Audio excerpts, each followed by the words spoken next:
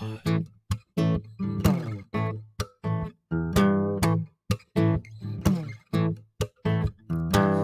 never thought about staying out, baby, it's true. But if you want it, I could stick around later, it's cool. But then it's all night, skin tight, baby, with you. And I just can't help myself when you look like you do. 'Cause I've been losing sleep, 'cause lately you've been staying over. And when you lie down next to me, oh yeah, oh my baby, I can't control it. And every time we're staying up all night until the light of morning. And now I'm feeling like I'm seeing everything in slow. I'm taking longer just to wonder where our feelings go. Because I'm scared in case I end my evening with an empty bed. But I don't care, 'cause oh my baby girl, we can sleep when we're dead. 'Cause I've been losing sleep, 'cause lately you've been staying over. And when you lie down next to me, oh yeah, oh my baby, I can't control it. And every time we're staying up all night until the light of morning. I can't help feel helpless, girl, with you. Oh, but how, what else can lovers do? You play the joker, I'm the fool. 'Cause I give it all to you. Yeah, I'll give it all. 'Cause I've been losing sleep, 'cause lately you've been staying over. And when you lie down next to me, oh yeah, oh my baby, I can't control it. And every time we're staying up all night until the light of morning. Oh my baby, 'cause I've been losing sleep, 'cause lately you've been staying over. And when you lie down next to me, oh yeah, oh my baby, I can't control it. And every time we're staying up all night until the light of morning.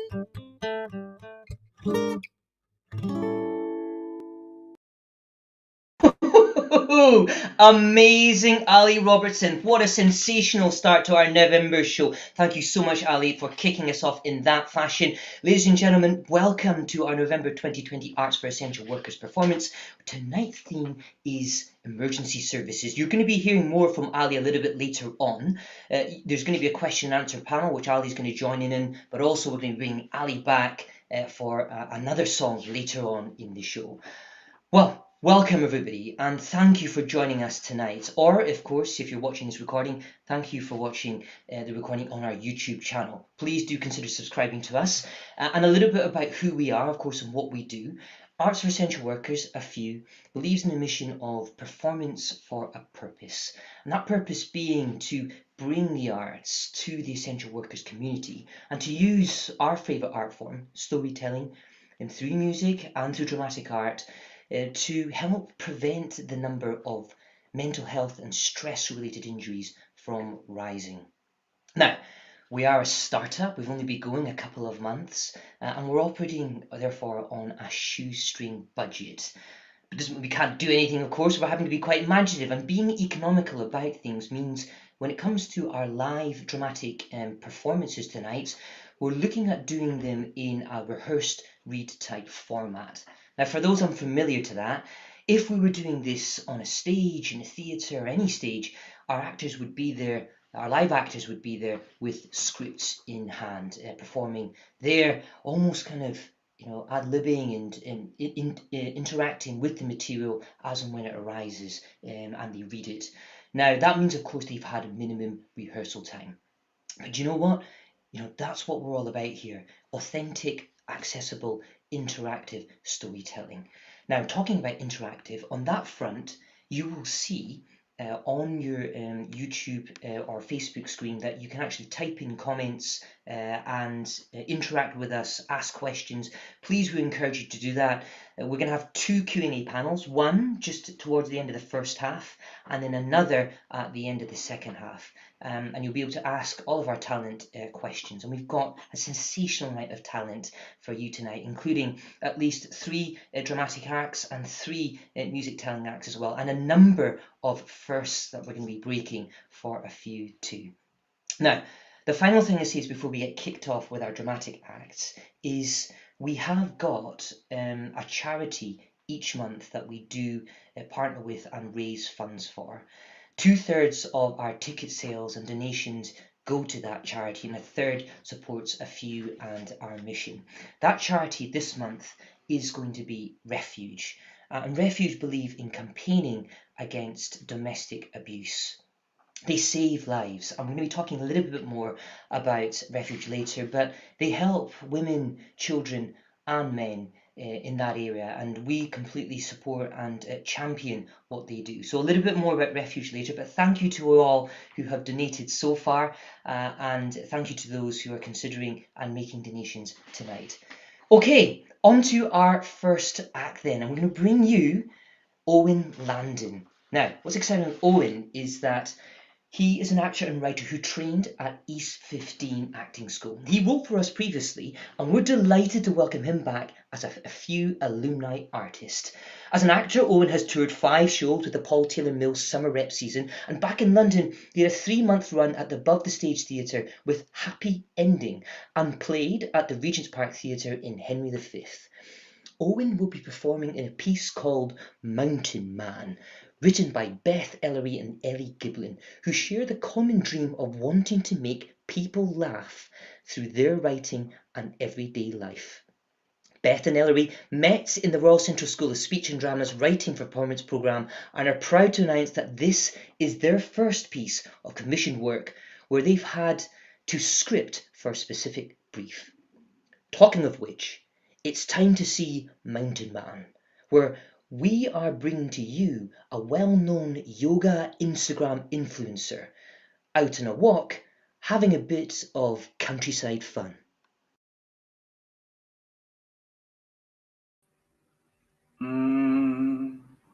Namaste, all world dwellers. I'm coming to you from a place of unsettled chakras, and I am desperate for some affirmations from you good-vibed people. Please, stay positive for me. I need to feel it in my soul. Where are you? Where am I, you ask? Well, my dearest Marie, recently I decided to escape the virus, to run away and leave the rule of the New World Order, and invited a few of my most intimate comrades along to join my plight, but as you can see, none of them have appeared to join me. No worries. I have rooted out all government drones from my own house, a cleanse, if you will.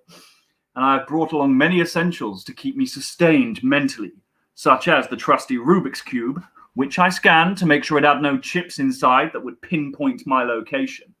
But for food, well, food I've found out here, the purest and healthiest way to keep alive without the influence of those drugs and chemicals that have been poisoning us through processed food.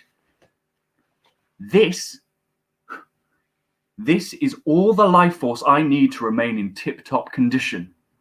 This is breakfast.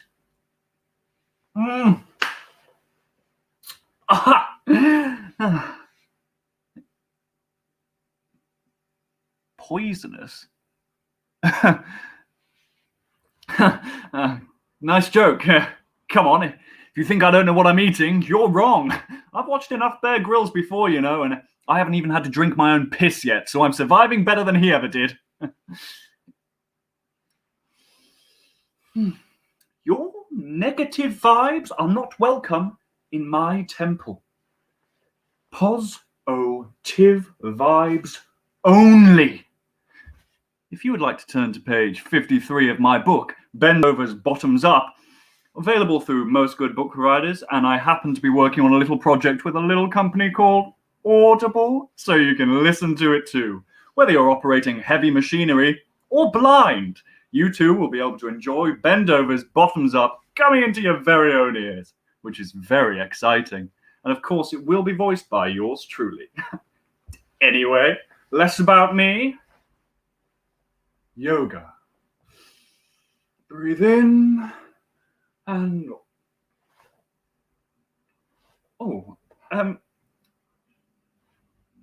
just 1 second. I must answer nature's call.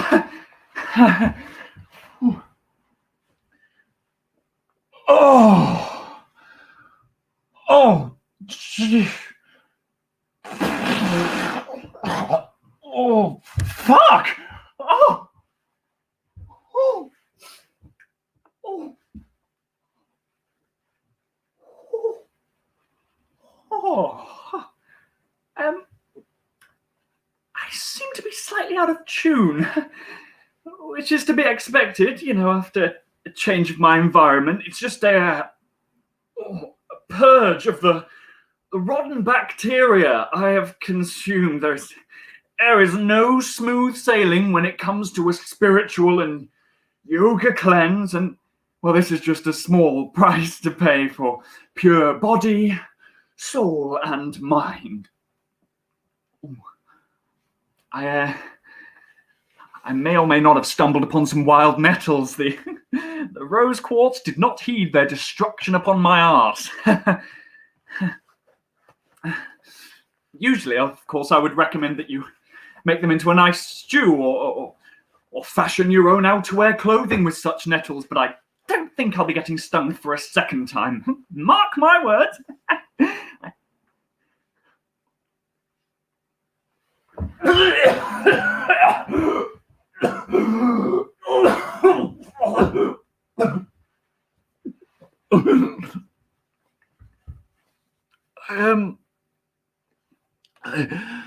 I seem to have found myself in a pickle, if you will. I think I'm dying. Mother Nature seems to have had her wicked way with me once more. She is one saucy minx. Help is on the way. What? No! How do you know where I am? Are you some sort of government drone, you weaselly little bastards? We can see the coastal path sign behind you. You're just by a cut. No, I am in a secret location. No one will ever. Hello. I'm just live streaming via social media. What? Oh no, I'm okay. Mountain Rescue. You got a call. Can you take me home, please?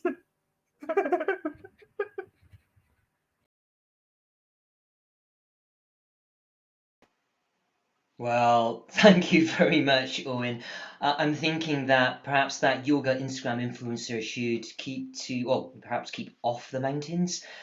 Thank you, Owen. Thank you, Ellie and Beth. Look, if you've got questions for them, they are going to be in the panel. Well, Owen's going to be in the panel and representing the writers as well. And that'll be in the first panel just before the end of the first half. Well done, Owen. Now, on to our next act, which is going to be our second musical act tonight. And we're very excited because we're bringing you a first. It's going to be a first in many ways, but let's start with the beginning, which is Leo, her first appearance on Arts for Essential Workers. Leo is a sensational upcoming singer-songwriter whose new single, Euston Road, is officially being released tomorrow. That's right, the 27th of November 2020. Aside from her outstanding musical talent, Leo is also an amazing social entrepreneur who co-founded the charity Help Them, Help Us. The charity aims to support NHS workers, and together with their co-founding brother, they have raised over £1 million in charitable donations thus far. Congratulations, Leo, and thank you for the charitable community work you do and for your wonderful music. Talking of which, tonight we are excited and feel privileged to bring you an exclusive world first video premiere of Leo's new song, Euston Road.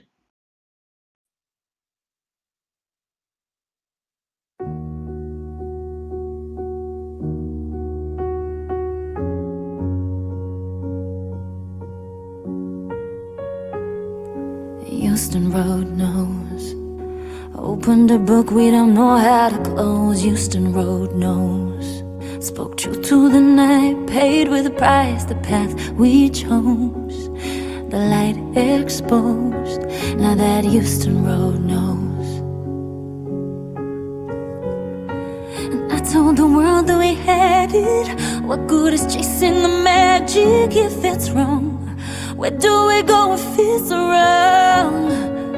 Now I can't erase all that I've seen. No way to take back what has been, but it's done, and I'll be here till you're gone. So how do I release you? How do I unfeel it till you're unfamiliar? Unfamiliar. How do I unlearn you? Now the streets have heard you till you're unfamiliar. Unfamiliar to me.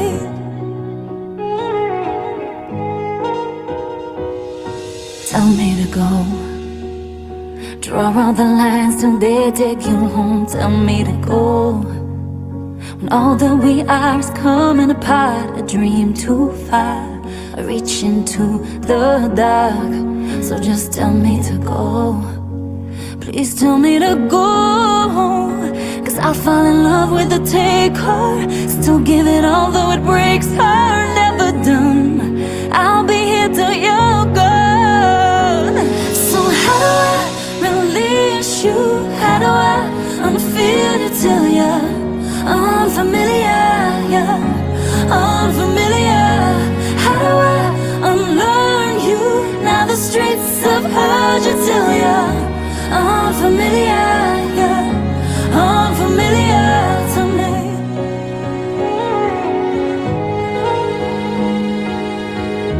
Unfamiliar, unfamiliar. When love just ain't enough, and the truth is showing up. It's when love just ain't enough. Sometimes love's not brave enough. When love just ain't enough. Maybe this was not for us. Sometimes love just ain't enough. Sometimes love just ain't enough. So how do I release you? How do I unfeel it till you're unfamiliar? Unfamiliar. How do I unlearn you? Now the streets have heard you till you're unfamiliar. Unfamiliar to me.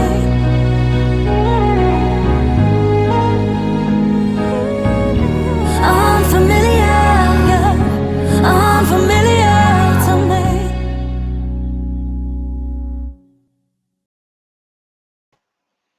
Wow, that was beautiful, Leo. Congratulations on that new single, and thank you so much for sharing it with us.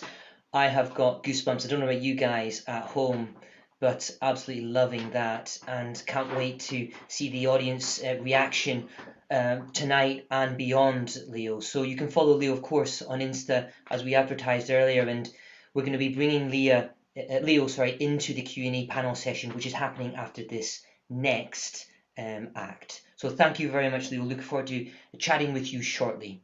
By the way, guys, just a quick reminder, if you have got questions, please again put them in to the chat and we will bring them up with our artists.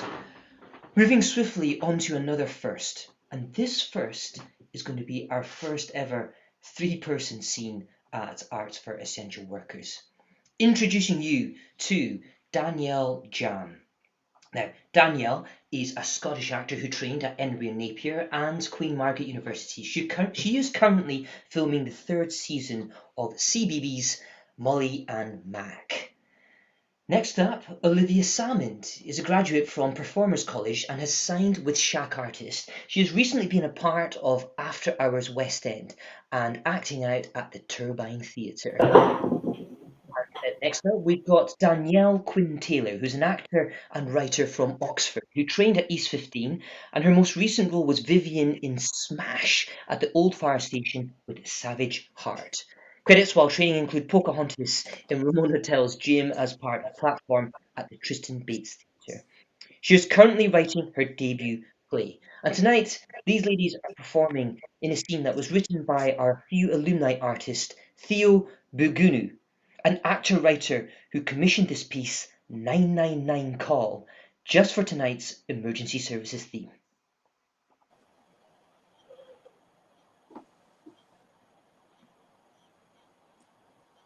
Hi, you've dialed 999. What's your emergency? Oh, hi there. I've got an emergency. Okay, what's the matter? So, I'm sitting here in the kitchen and I've just eaten something I shouldn't have. What do you mean? What was it? Well, I went shopping earlier today and I saw they had some items discounted. You know, pizza, sandwiches, those kind of things.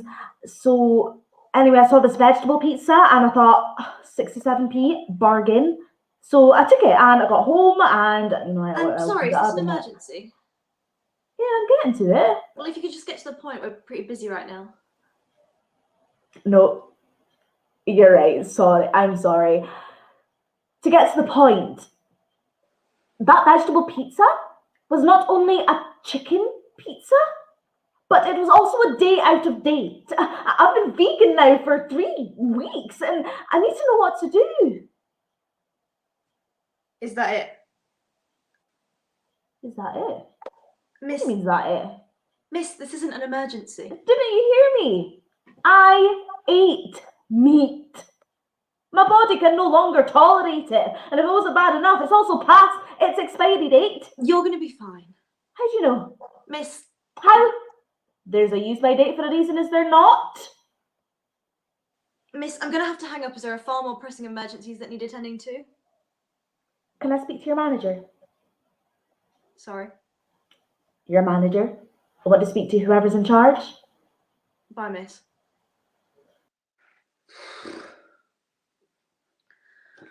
Right.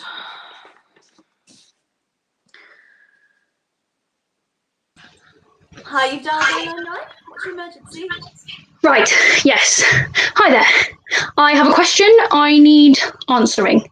Is it an emergency? Well, not really. This is a helpline though, right? An emergency helpline. This number is strictly for absolute emergencies. No, I know. It's just, I mean, I guess it's about perspective, whether it's an emergency or not. Miss, we're very busy right now, and unless it's urgent. Oh, it is. It is urgent. Basically, I've been... My friend has been growing a bit of cannabis for a week now, and he asked me to ask you for him, basically how much he could legally grow. This isn't an emergency. It's also illegal to grow cannabis. Right. How much have you grown? My friend. Right, of course, your friend. How much has he grown? He's got quite a bit. Is your friend intending to supply others? Well, he's not getting much work now because of COVID and all, so maybe just to a few friends for a couple quid. Nothing serious. Well, that's also illegal, so it sounds like your friend could be getting himself into a lot of trouble. Right, I see. Well, that's great. That answers it. I'll tell my friend. Okay, I've really got to clear the lines for actual emergencies now. I've got another friend. Oh, yeah? Yeah. Well, like I said, this is only for absolute emergencies, and I need to clear the lines, so... He said he found this car, and he was wondering if it's okay for him to sell it. Is the car stolen? No, he found it. What do you mean? He found it? Keys were still in the engine. Someone just abandoned it. Where? Tesco car park. So outside a busy supermarket? Yeah, found it. So someone could have gone into the shop and left the engine running? Under those circumstances, we would rule that as being stolen. Can I have the registration number of the vehicle? All right, no need. I know you're busy. That's helped a lot. Thank you. Hello?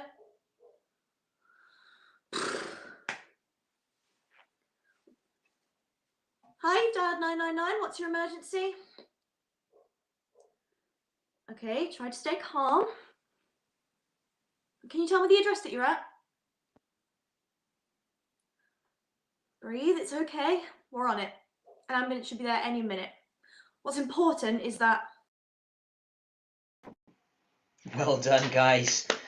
Well, crazy night for that call centre worker. Thank you. And I'm going to ask at this point for Jason to bring back all of the talent from our first half for a quick Q&A panel session.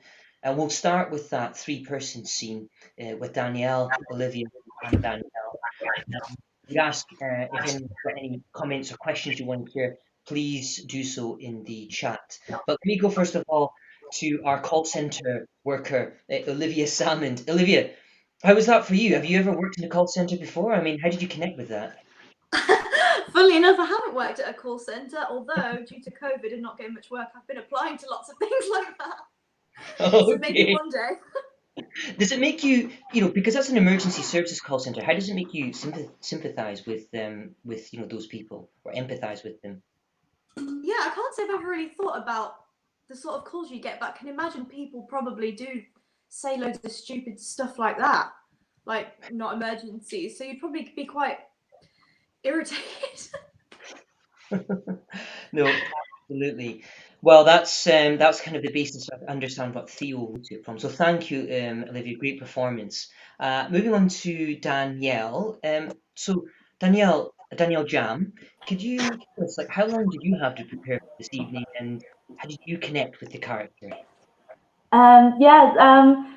I got the scene how many weeks ago was it, Katie? Like a couple weeks ago, or I can't remember. But anyway, it wasn't too long.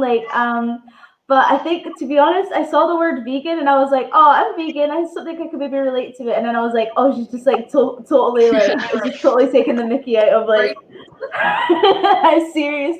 The situation is for her, compared to how it actually is real life. And I just thought it was quite funny that she for her it's like a situation of life and death, but to anybody else it's just that she'll have an upset tummy for an hour and then she'll be fine. So I just thought it was really, really funny and then quite silly. So that's what kind of drawn me to it. Great. Well played, Danielle. And on to Danielle.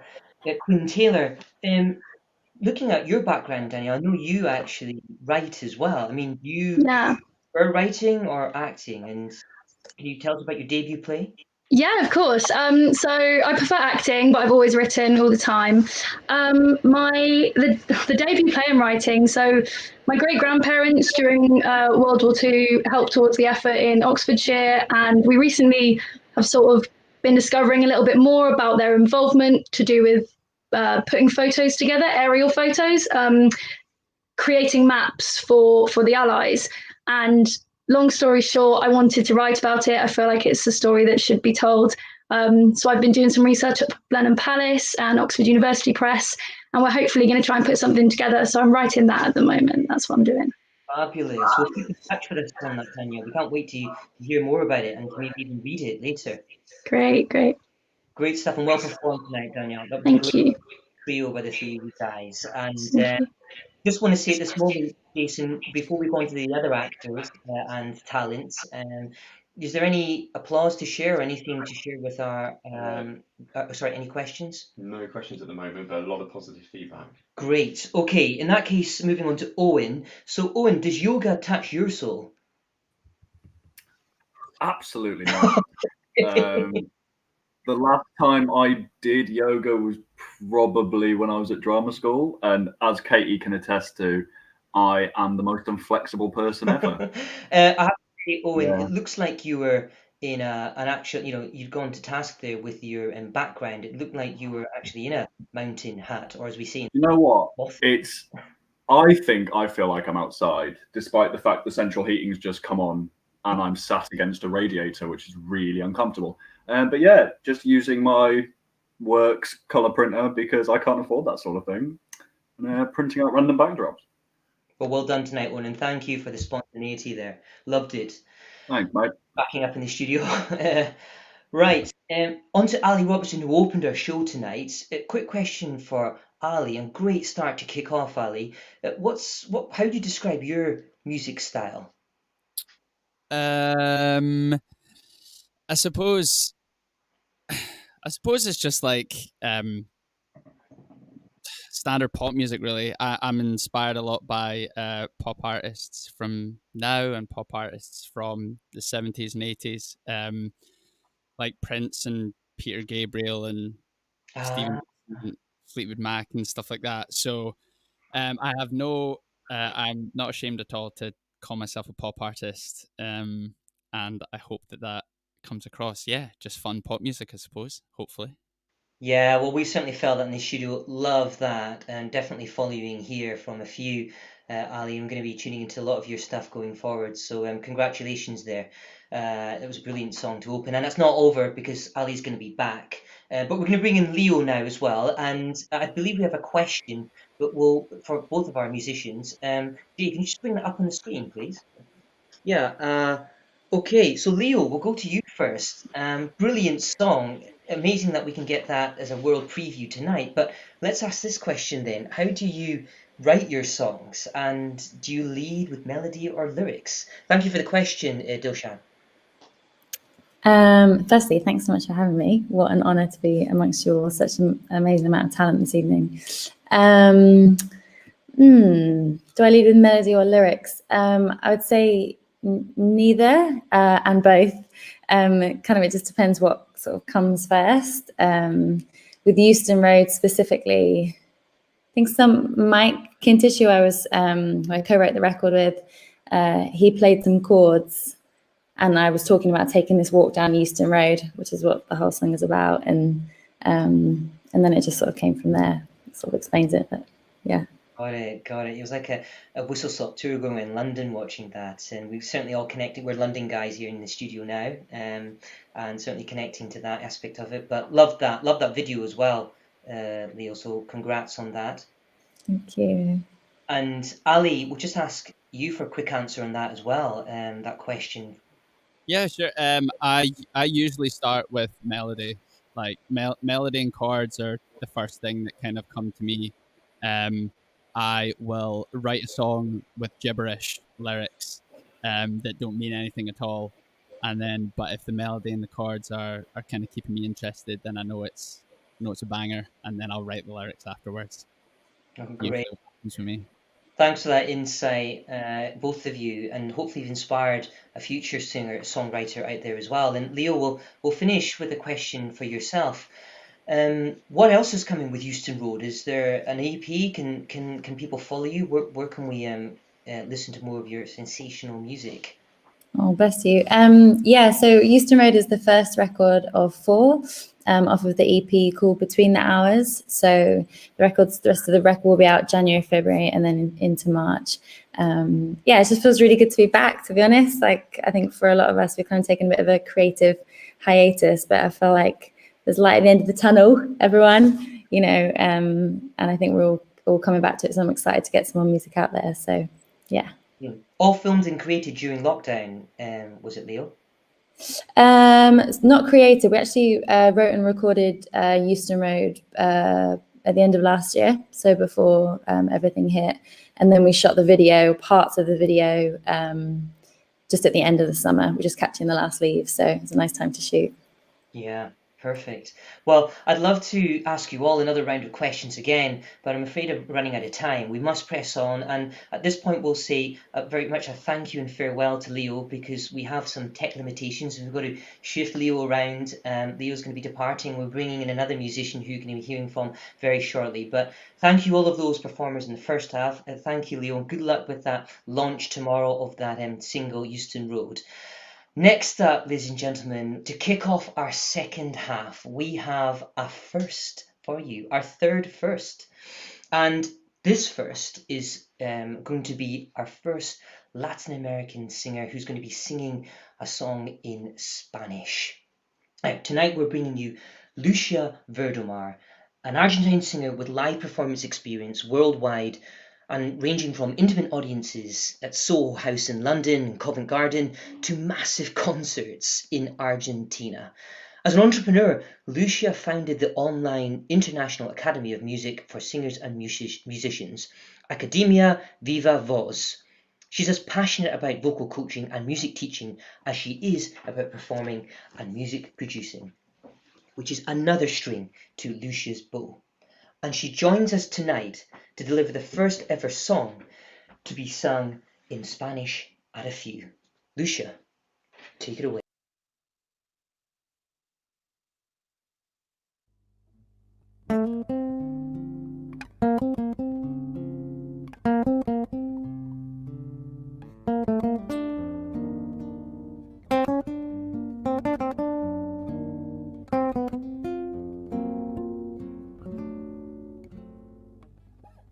Fui como una lluvia de cenizas y fatigas en las noches resignadas de tu vida. Gota de vinagre derramada, fatalmente derramada sobre todas tus heridas. Fuiste por mi culpa golondrina entre la nieve, rosa marchitada por la nube que no llueve. Fuimos la esperanza que no llega, que no alcanza, que no puede vislumbrar su tarde mansa. Fuimos el viajero que no implora, que no reza, que no llora, que se echó a morir. Vete, no comprendes que te estás matando, no comprendes que te estoy llamando. Vete, no me beses que te estoy llorando y quisiera no llorarte más. ¿No ves que es mejor que mi dolor quede tirado con tu amor, librado de mi amor final? Vete, no comprendes que te estoy salvando, no comprendes que te estoy amando. No me sigas, ni me llames, ni me beses, ni me llores, ni me quieras más.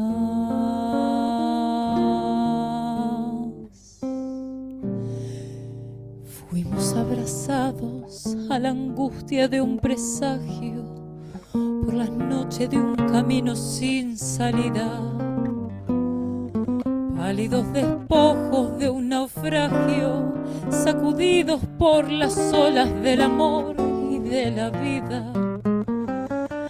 Fuimos empujados por un viento desolado, sombras de la sombra que tornaba del pasado. Fuimos la esperanza que no llega, que no alcanza, que no puede vislumbrar su tarde mansa. Fuimos el viajero que no implora, que no reza, que no llora, que se echó a morir. Vete, no comprendes que te estás matando, no comprendes que te estoy llamando.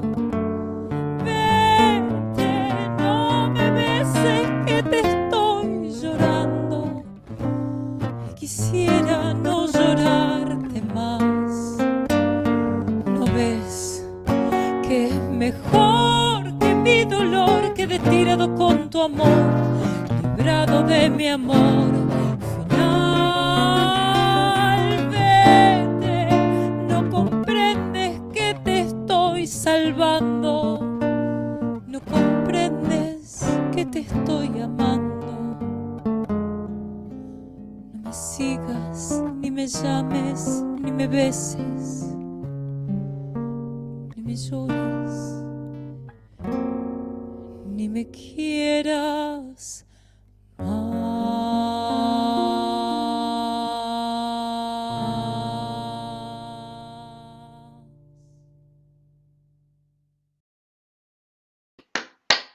Wonderful, wonderful, Lucia, and there's hairs in the back of my neck standing up. What a finish! I want to hear more about that song when we have the Q&A session later on. But for everyone's knowledge, that was a song called Fumos by Jose Dames, which lyrics were by Homero Manzi. Thank you, Lucia. Wonderful voice. We'll be hearing from Lucia at the Q&A panel at the end of this half. Next up, though, we're bringing you a dramatic scene and Mary Hee Yoon. Now, Mary Hee is a London-based playwright and actor on a fun, diddly-dastic mission to marry her passion of theatre and art with her fight for social justice.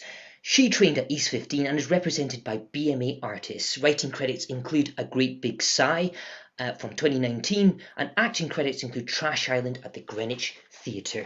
Mary Hee is performing in a piece tonight written by Stephanie McGuinness, who is an Irish-Brazilian actor and writer who, whilst living in Rio de Janeiro, co-founded the award-winning theatre company Elementos Producos, where she co-wrote 2 of their touring shows. Her play, Pristine, was long-listed for Emerge and BBC Writers' Room Drama and staged at the Lion and Unicorn Theatre. Her slam poetry has also been selected to be performed at the Arcola Theatre and Vaults Festival, while her poetry has also been published and featured in Slam Minutes. Whatever It Takes is about a woman who sets little fires in her house to, well, let's find out. I remember exactly the first time I saw him. My neighbor Sue's fat cat got stuck in a tree. I thought we were just going to leave it there, to be honest. Nobody really cared about that cat, but Sue didn't really have much going on in her life at the time, so she called for help, and for that, I am eternally grateful for Sue. It's almost as if I saw him in slow motion running towards that tree with his sexy ladder. I swear. He looked at me before he climbed up, and he said, "I love you. You're the one." With his eyes. I swear, I saw it. And as I saw him grasp that fat cat between his arms, return it to Sue and save the day, I knew he was the one for me. And I know he knew it too. I tried asking Sue if she has any information on who he was. She smiled and said she didn't know much. Usually when Whiskers gets caught in a tree, another fireman comes and rescues her. She smiled again, so she clearly knows that there's this burning connection between this fireman and I. I knew exactly what I had to do. And if you think this is crazy, then so be it. I'm crazy. But how else was I supposed to reunite with him? Tell me. They say where there's smoke, there's fire. And now I say where there's fire, there's a fireman. So the fire needed to be big enough for him to come around, but also small enough for me not to burn alive. Of course, there's always the risk that a different fireman would come. First, I had to choose what to burn. I wish I could say it was something poetic, like old love letters or my grandfather's will because money can't buy love, but no, I keep Tesco receipts crunched up in my wallet, and I've been meaning to get rid of them for ages. I chose the kitchen to burn my receipts because I'm barely ever in there anyway. So I put on my first date little black dress, tie my hair up to be casual, grab my lighter, and set the receipts ablaze. As I watched them burn, I honestly couldn't believe what I was doing. If my mother caught me doing this, she would be so confused. But I promise you, believe me, I felt it inside my soul that it just seemed right. The receipts are burning. I chuck more receipts into the fire. There's smoke. The fire alarm will go off soon. Surely it will. It goes off after I come out of the shower, so I'm trusting it'll go off when there's an actual fire. But nothing happens. The receipts at this point are turning to ashes. I needed something more flammable. I looked around my kitchen and I see a few big plastic containers in the corner of my eye. Yes, perfect. I was keeping them for storage, but I have no storage. I light it on fire and immediately could tell this would be it. This would be a big one. The fire is getting more and more dramatic. I'm glaring at the fire alarm and it finally goes off. This is it. Oh, he's gonna be here soon. I can't help but fantasize. I know. I should focus on what I have and not get too excited over something that's not there, but how do you do that? Indulging and plunging into the what could be is what keeps most of us going. I could clearly imagine him running into my house, and as soon as he sees me, he would hold me with his big, perfect hands, pull me up on the kitchen counter where we would embrace each other. There and then, fire burning in the background. Of course, what really happened is that I got quite distracted with the fantasy, and I don't know if you know, but plastics are a petroleum product and therefore can be highly flammable. I didn't know that. Also, if your fire alarm goes off, it doesn't necessarily mean that a fireman will come. I didn't know that either. So now I'm kind of just stuck in a fire. No man, no big hands, no making out on the kitchen counter. Just me watching my kitchen burn down slowly. I don't know what happens to me, but I can't move. I just stare and fantasize. I see where my phone is. I know I need to call 999, but I can't move a bone in my body. All I can think about is other things I can do with my fireman. I imagine introducing him to my friends, running off into the room to answer his phone calls, telling people that my man is actually a fireman, being touched, held, grabbed all the time. Starting to feel quite faint, and this is when my survival instincts finally start to enlighten, but it's a bit too late. I feel myself fall to the floor and everything starts to get foggy. My breath starts to tighten, and all I really want to do is nap and rest and fantasize. I suddenly feel someone pick me up. I don't feel the excitement I thought I would. I still just want to nap and rest and fantasize. I hear sirens. I can partially see firemen, but I can't see my guy. Someone is squeezing my hand. Someone is holding me. Someone is telling me that everything will be okay. Someone is telling me that I'm not alone. And I sleep. I just needed a bit of rest. I promise, I'm absolutely fine. Sue said when she found me I was delirious, and now you're telling me that a lot of smoke went into my lungs, and that's why you need to keep me here for another few days. I know I'm in a lot of pain, but I honestly don't regret any of it.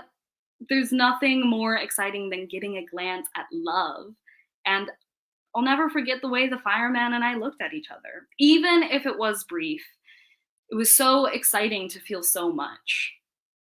I don't know if I'll ever meet him again, but just that little speck of hope will keep me ignited for now. And I promise I won't light my house on fire again.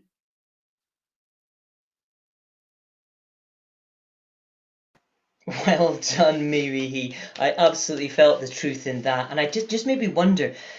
These pieces that we write and we play here, some of them are very far-fetched.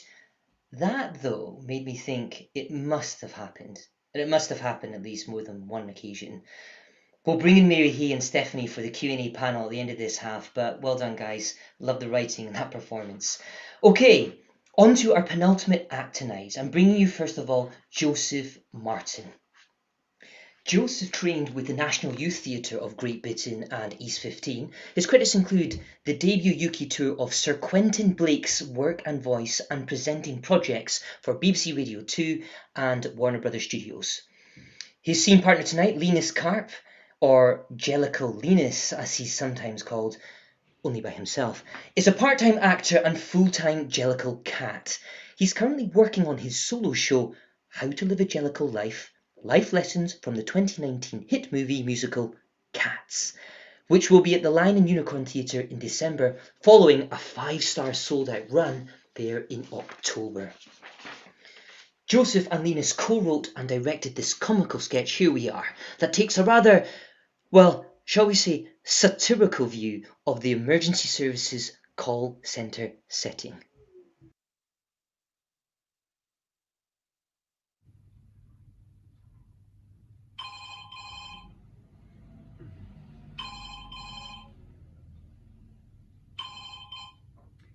Hello, you've dialed 999 emergency number.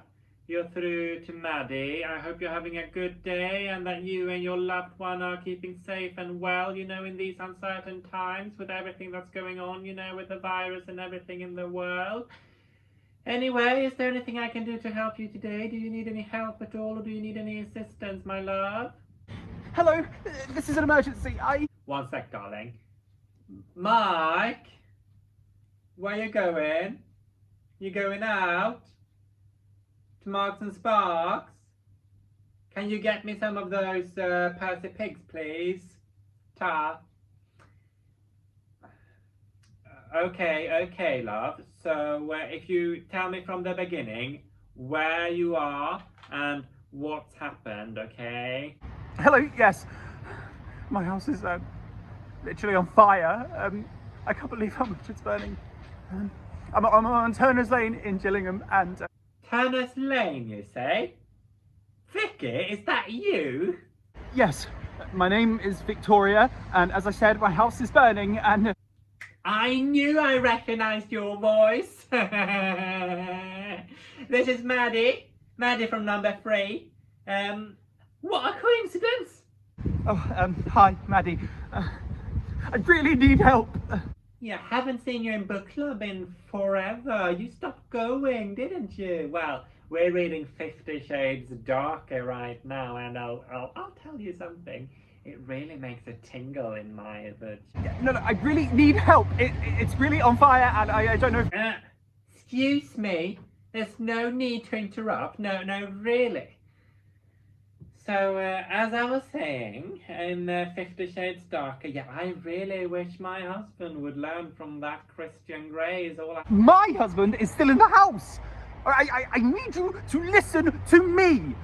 He can't get out and the fire is spreading and I don't have time to listen to your stupid chit-chat! I need you to send a fucking fire engine to 27 Turner's Lane right now or the whole street might go down in flames and my husband might burn to his death if he hasn't already! You're a competent cow!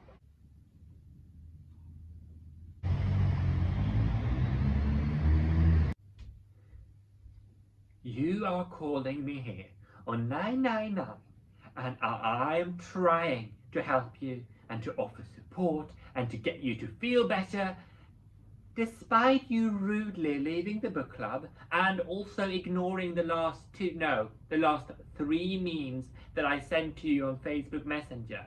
And now you are calling me some very offensive things and you're swearing at me and I am this close to hanging up the phone on you. And yeah, okay, I know you can't see me, but imagine 2 fingers very close together with maybe only space for like a few hairs in between, and not nice thick hair like mine, but thin mousy hairs like yours. Like that is how close my fingers are together. That is how close I am to hanging up on you, unless you come up with a very decent apology right now.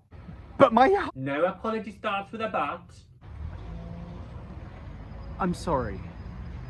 I didn't mean what I said. You are lovely and wonderful. I'm just a tiny bit stressed right now. I am deeply sorry. I hope you can forgive me. Victoria, I choose now to be the bigger person and I accept your apology. I see that you clearly have a lot of stuff that you need to work through, but I accept your apology because I think that really is what sisterhood and feminism is all about. Thank you.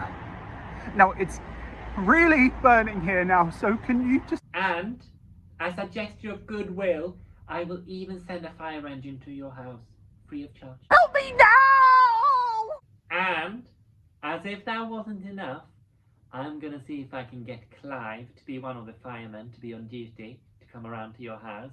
He is lovely, he is, Clive, and he's got them abs and stuff as well, you know, and he's recently divorced, so if your husband doesn't make it in the fire, then maybe Clive will be there for you. Now, how does that sound?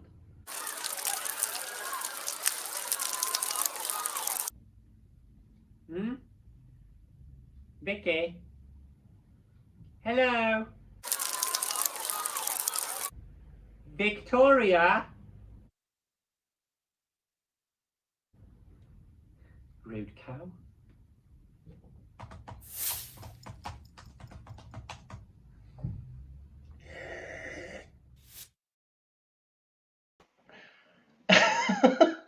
Linus, Joseph, hilarious, hilarious. Love that. What a way for our final act to bring the Q&A panel together on a comedy sketch. Let's bring everyone back in studio. And I say final act, it's our final dramatic act. We do have Ali Robertson carrying the baton home with a brilliant musical single to finish the show in a couple of minutes' time. We're going to share some of the applause and the plaudits for you all, because it has been a brilliant show tonight. And I want to ask each one of these second half actors and talent just a quick question, if I may, starting with Lucia, our first Argentinian musician. Great song, Lucia. Can you tell us what was the song about? And it felt quite tango-esque, quite 1940s. Is that right? Yes, exactly, Nelson. The song is from 1946, and as you said, it's written by Homero Manzi and José Dames, and it evokes what happened in the past between a couple.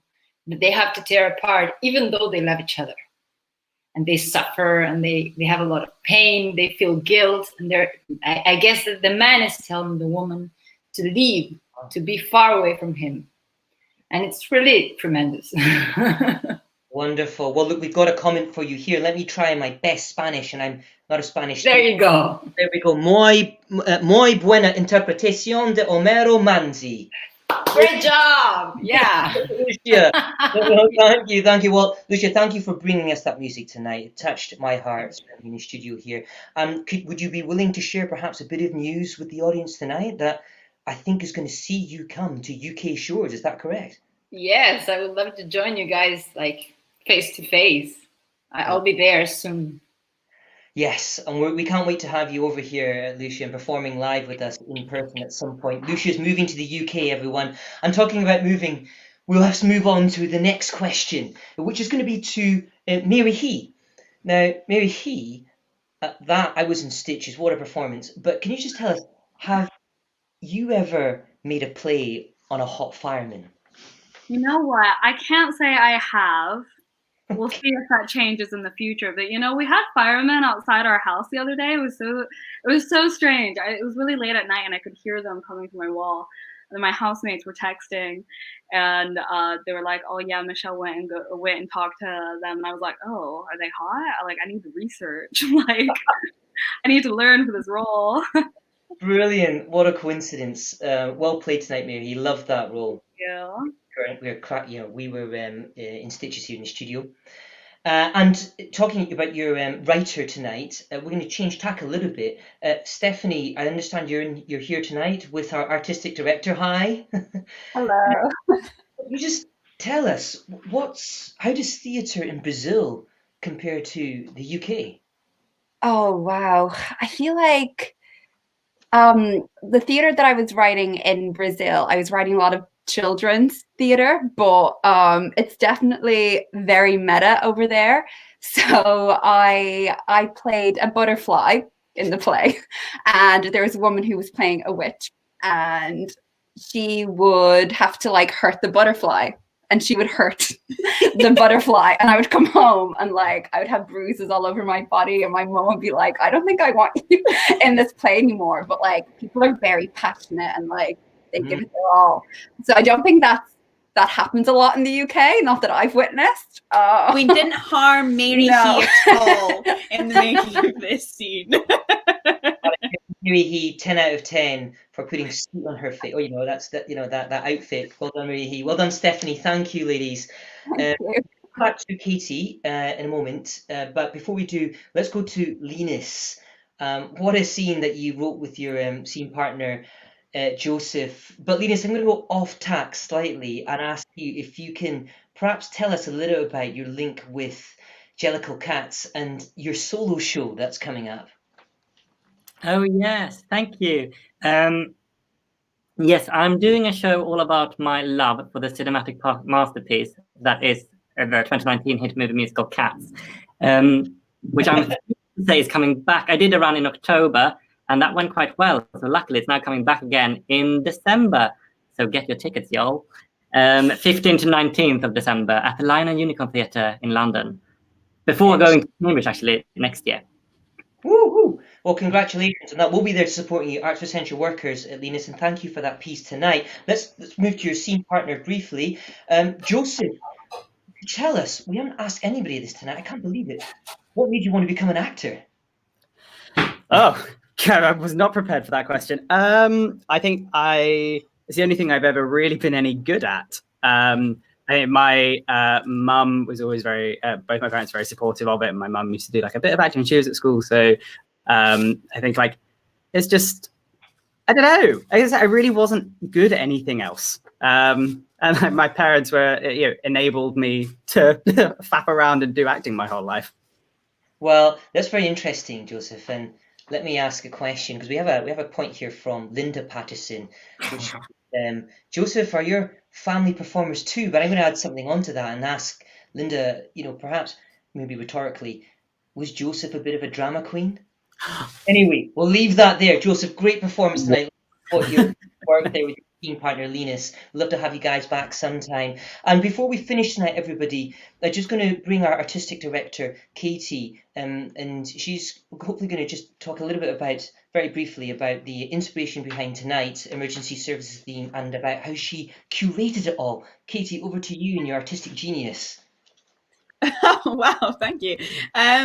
No, this month actually really accidentally, because none of our writers collaborate behind the scenes. A lot of it happens in my inbox, and just by chance all of the pieces sort of centered around this 999 phone call, which was very serendipitous and actually just so fun, and it created in itself such a wide range of possibilities, because as we've seen, you can really get a call for anything, and some of the funniest and anecdotal stories that we hear, things from emergency rooms and stuff like that. So I mean, every month, I think I say this on repeat, but my job is made so easy because we get such fabulous submissions. And right after Theo performed last month, he said he wanted to write, and that was so exciting. So we had that straight away. And so I'm just constantly surrounded by creatives. And I've known Ali since we were teeny tiny. And so to have Ali Robertson on here performing, it's very exciting to see old faces and new faces and all performing. Every time we do it, I feel like we've created another little pool of creative family, and I want to just keep reusing them every time. Well, thank you, Katie. And I'm sensing a little bias towards the motherland, God's country, Scotland, in case. Well, yeah, I've got to say there's been a handful of very talented Scots, and not to say Scotland's superior in any way, but we're doing quite well. Well, Katie, we're going to talk about a Scot who's going to finish the show very shortly. But before we do, a quick note about our charity tonight. Thank you, everybody who's made donations. We've raised over £150 so far for Refuge charity. 2/3 of your ticket donations and with ticket sales and donations will be going to Refuge, who campaign against domestic violence. Now, the tragic thing is that between 2009 and 2018, 888 people in the UK died from domestic violence cases. And the tragic thing is that 40% of those cases were actually in a position where they were either separating from their partners or they'd already separated from their partners. So that's why we are absolutely supporting what Refuge does. We champion their work, and we believe in adding them to the emergency services list, because they're a lesser known emergency service, but they do save lives and they help women, children and men. So we're championing Refuge tonight. Thank you for your work. Thank you everybody out there for your donations and for supporting Refuge and Arts for Essential Workers, which the final third of your donations allows us to continue with our mission. Now, to close the show tonight, we're going to bring you back to Ali Robertson's work. Ali is a 24-year-old singer-songwriter based in Glasgow, Scotland. He's a multi-instrumentalist, and he has self-produced electronic music that has amassed over 1 million, I wouldn't like to say that again, 1 million streams on online platforms and played in world-famous venues and festivals such as Ronnie Scott's Jazz Club, King Tut's Wawa Hut and Glasgow's Transmit Festival. Ali, over to you to close the show.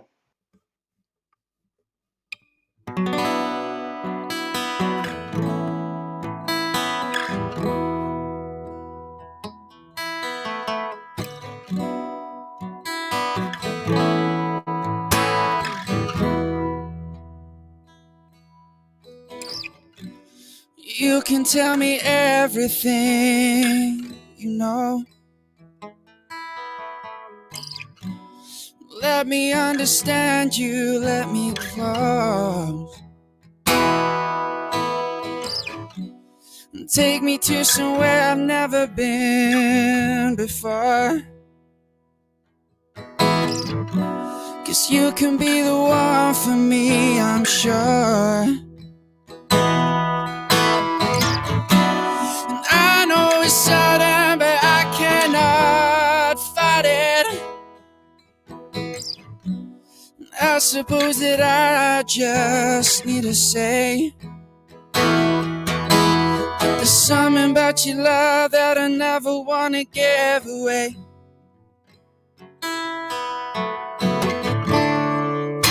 There's something about you. Ooh,